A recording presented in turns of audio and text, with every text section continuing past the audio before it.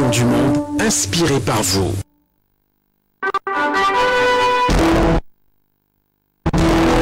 Bonsoir et bienvenue à cette autre édition de l'information sur la télévision du monde. Nous ouvrons cette page d'information en fait divers à Konsamba. Un crime passionnel, une jeune femme poignarde à mort son amant suite à l'intention. S'en est suivi et il a reçu des coups de poignard. Un reportage que nous propose Jean-Germain Yetna et Château-Valoyenne.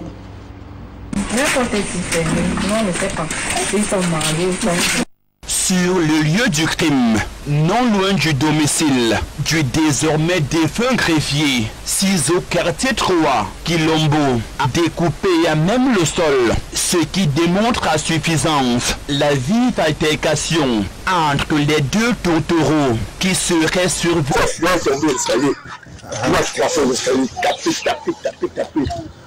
Donc ça fait tomber mon temps, comme tout est mort avant qu'il est passé. Mais on a aussi que la femme à l'intérieur. Moi, je me suis dit que bon, comme c'est une affaire de couple, vraiment, s'il a même fermé la porte pour corriger sa femme, ou bien il a mis la femme dehors, il a fermé la porte. Quand il ferme dans la porte, elle est dehors, elle se met donc à courir. Et tu connais les rimes, nos crises des femmes, c'est là où se met donc derrière elle, il a poussé.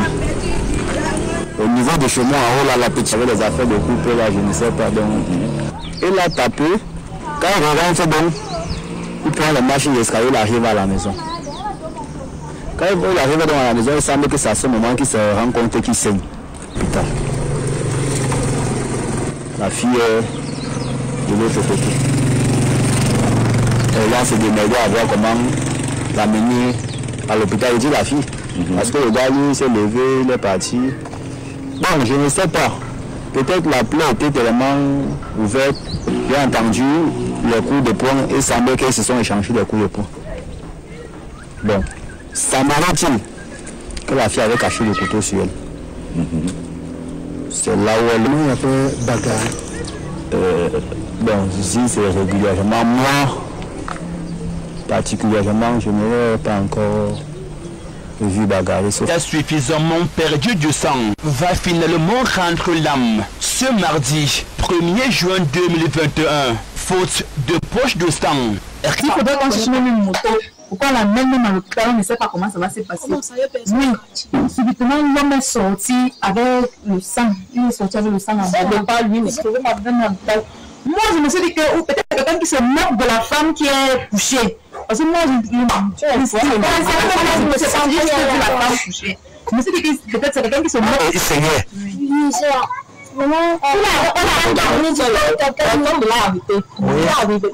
ça. C'est donc une histoire d'homme qui vivait jusqu'ici de tendre amour avant le crime passionnel. La nuit danse de la ville de Konsamba, natif de la région de l'Est, vivait une relation amoureuse avec la jeune Clarisse, originaire du côté de Bamenda. La dépouille du jeune greffier repose désormais, pendant que l'enquête ouverte à cet effet suit son cours.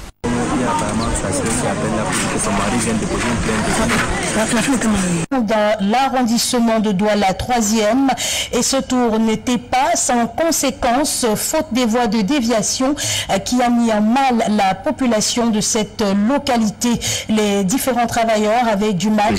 Suite à cette autre édition du Tour cycliste international dont la 5e étape se déroulait dans cette partie de la ville de Douala, les populations, au lieu de vivre le spectacle, l'ont une fois de plus subi.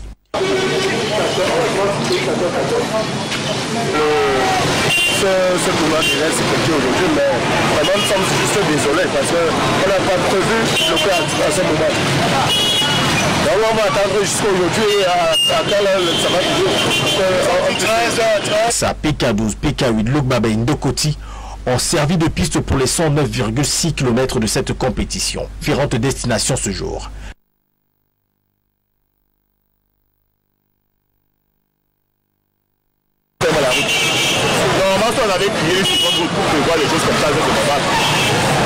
En cette période de compétition au détriment d'une partie de la population qui visiblement n'y accorde pas grande attention.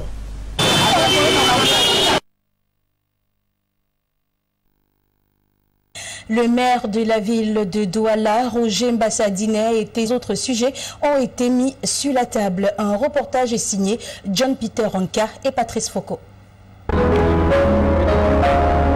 La journée mondiale pour un tourisme des relations sexuelles, souvent négociées, soit entre voyageurs, soit avec des populations locales et particulièrement des jeunes.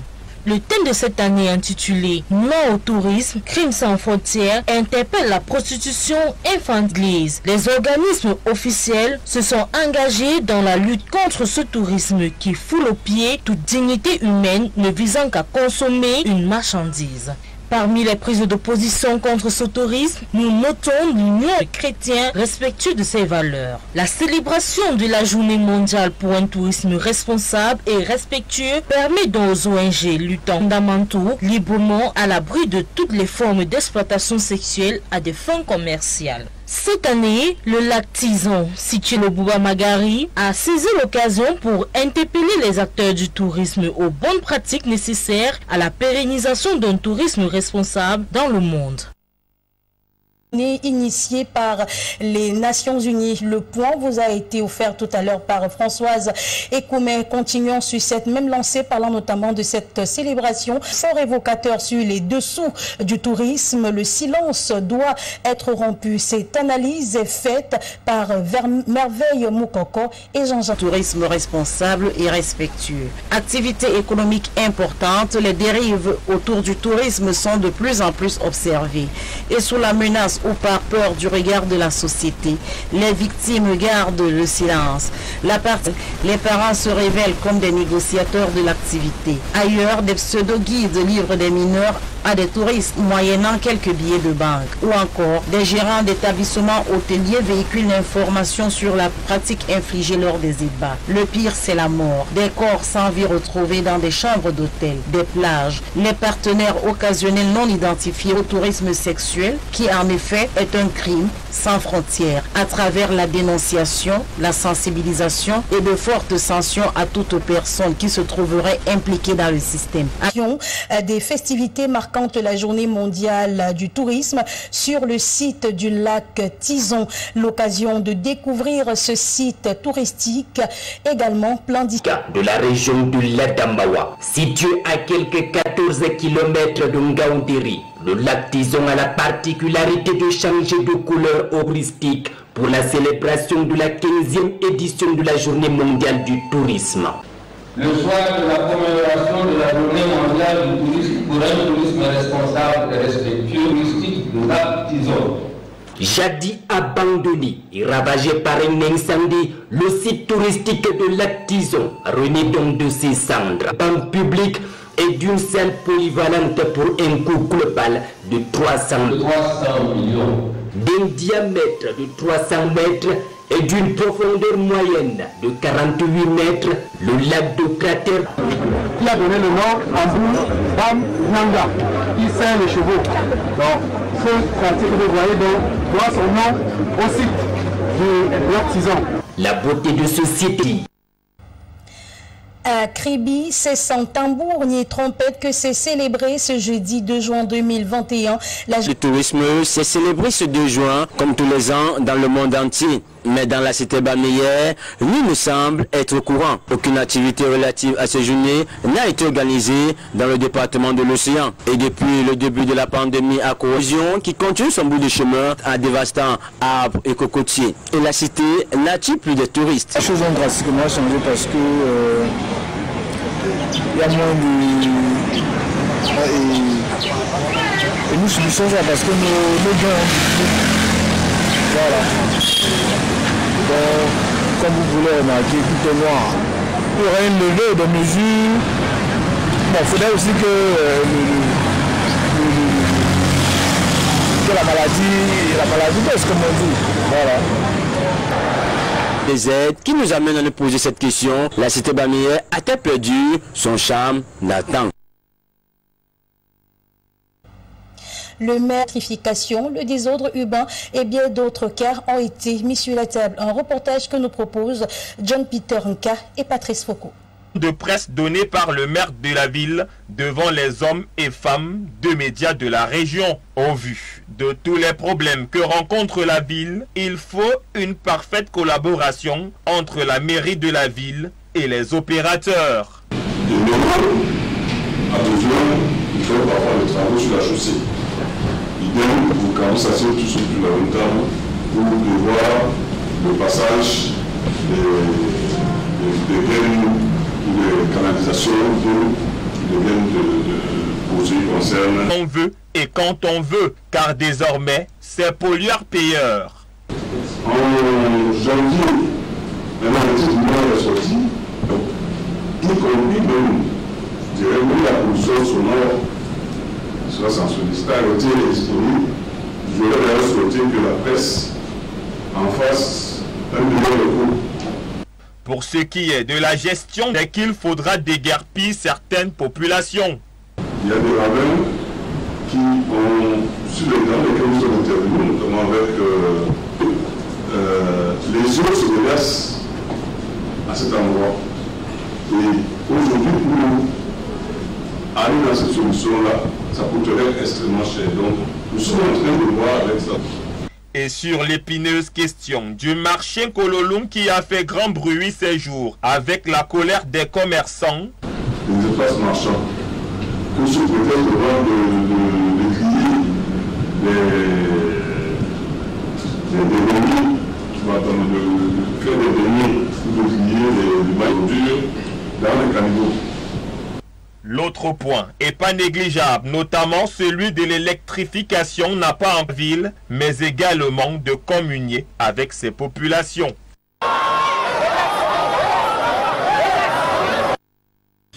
Le ministre de la Santé publique, Manaouda Malachi, a italien de Bafoussam et surtout de toucher du doigt les réalités du fonctionnement. En reportage que nous propose. Le travail dans la capitale régionale de l'Ouest était au centre hospitalier régional de Bafoussam, situé au quartier Kouekoum, en d'urgence triennale pour un accès des populations aux soins de santé de qualité. Vous savez très bien que c'est une infrastructure assez importante et que dans un horizon d'un mois, nous pourrons déjà faire une réception provisoire, permettant que d'ici le 15 ou le 16 juillet, nous pouvons commencer déjà avec le laboratoire, avec l'imagerie, avec un certain nombre de services pour tester. Le second arrêt était une visite guidée de 16 blocs de l'Opmini et de quelques manquements, parmi lesquels l'insuffisance du personnel, l'insuffisance des médecins spécialistes et le désir de rendre opérationnel le centre d'hémodialyse.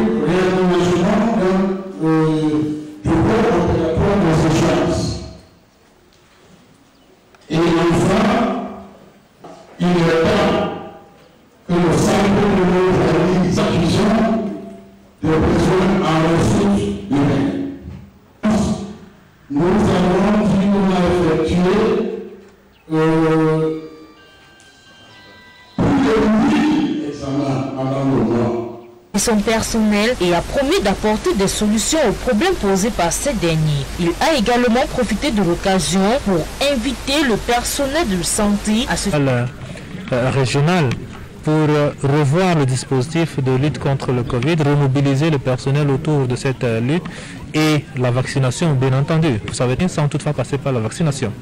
Et donc, nous voulons voir l'état de la vaccination ici et puis la lutte contre le Covid.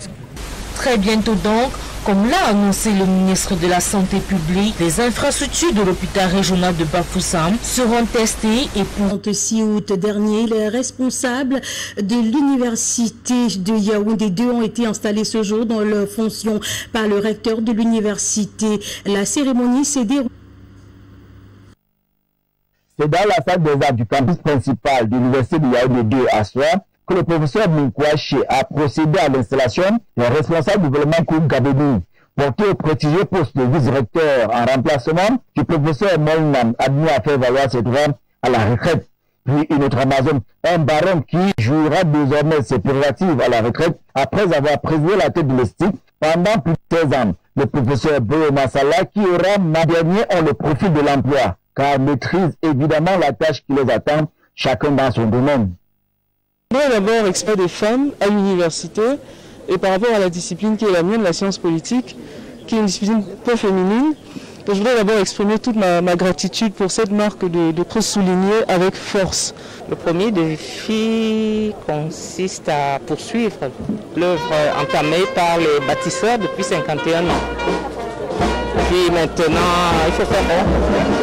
Et comme le recteur l'a si bien dit, il y a un travail de suivi énorme pour mettre en place ce qu'on va faire. Donc il y a un certain nombre de projets dans le pipe que le conseil technique va suivre au jour le jour. Admission telle que définie par la hiérarchie dans un esprit d'équipe et d'exigence de la collaboration. De sport, période FIFA du mois de juin, l'effectif des Lions est indomptable, affiche complet. Les poulains d'Antonio Conceição ont eu droit à une...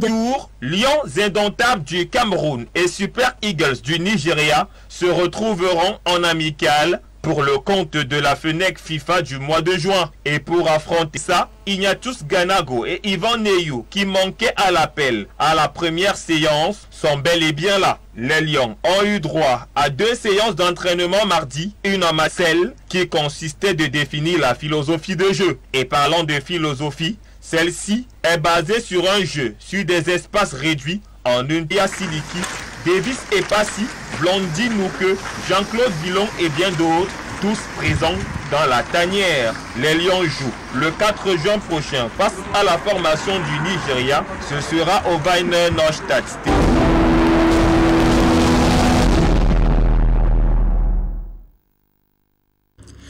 Ouvrons la page internationale à présent pour parler de relations entre les États. Un reportage que nous propose Africa News. Après plusieurs mois de fermeture, le 20, en raison de la pandémie de coronavirus, aux grandes dames des populations congolaises et burundaises. La reprise du trafic se déroule, assurent les autorités burundaises, sur fond de contrôle sanitaire renforcé. De Bujumbura, nous avons émis des recommandations qui ont été soumises à la haute autorité. On attend la réponse. Si cette nouvelle donne permet la reprise des échanges, cela fait 1 an et 3 mois que nous sommes bloqués ici. Nous ne pouvons donc quitter la RDC car les frontières ont été fermées alors que nous étions en visite formelle. Alors comment dire que nous sommes aidés ? Selon l'Institut des statistiques et des études économiques du Burundi, au dernier trimestre 2020, plus de 27% des exportations du Burundi. Contre les désormais ex-dirigeants de la transition au Mali, l'Union africaine hausse le ton.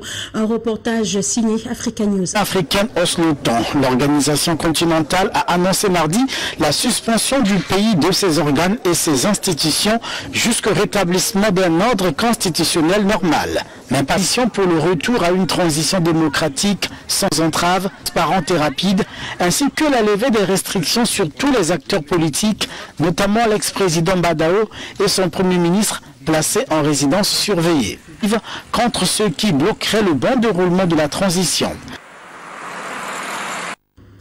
C'est avec cette information sur le monde.